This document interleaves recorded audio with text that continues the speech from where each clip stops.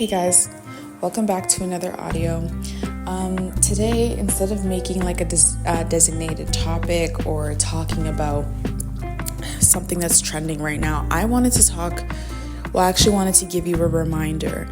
And I think I'm going to title this reminder, I am proud of you. And you should be proud of you as well. I think that we often forget how much we've really been through and how much we've really endured and just how many things have happened. And I know that for a lot of us, we have been in like a season of just like nonstop suffering back and forth. And it's been extremely difficult to keep going, but yet we're still here today. And again, that's only by God's grace. But for once, I want to give myself the credit, and I also want to give you, whoever's listening to this, the credit as well, because it is not easy. There is nothing easy about this life. And I hit a moment yesterday where I was just thinking to myself, like, is anything even worth it anymore? Is the new achievement, the new car, getting the job you've always wanted, like, is any of these things even worth it anymore? I think we're at a point in our lives where so much is happening. The world is crumbling before our eyes that it's just like things that used to bring us excitement and that used to make life worth living again, just they don't hit the same anymore. And I've been seeing so many like posts and quotes about, I miss the old me. I miss the way that I used to be. And a lot of the times when we say that, we're not saying that we miss the old version of ourselves, because obviously the new version of ourselves has learned more, has improved their habits. Like, that's what becoming a better version of yourself is. But when I say I miss the old version of myself, I'm talking about the joy that I used to just have, the joy that I used to find in little things, the hobbies that I used to keep, the things that I used to do that used to just bring me so much happiness. I feel like life is moving so quickly now that like we're all just surviving. And so I wanted to make a reminder to myself and to anybody who's listening, I am so proud of you. It is not easy to go through trauma upon trauma upon trauma and still make it out alive and still be kind to people and still help people out and still give people your time and still take care of your children and still take care of your siblings and still maintain your relationship and still maintain your friendship and still come into the world as a functioning, decent human being. Like, it is not easy. There is a million reasons to be in your villain era. There is a million reasons to treat people like crap, but you show up every single day doing the best that you can. And if nobody notices you, I do. And I know that I'm often in that place as well with myself, where I feel like I have been showing up and I have been trying so hard.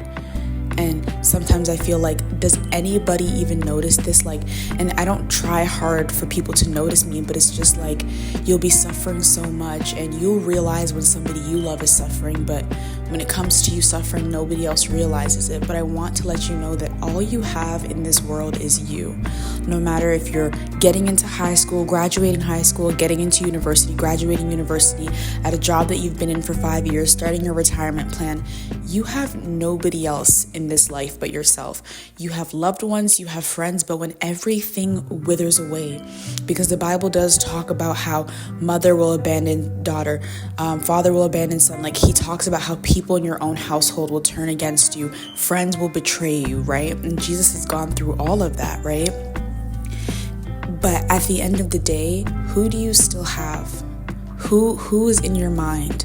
Who is in your heart? You are the last person that you have.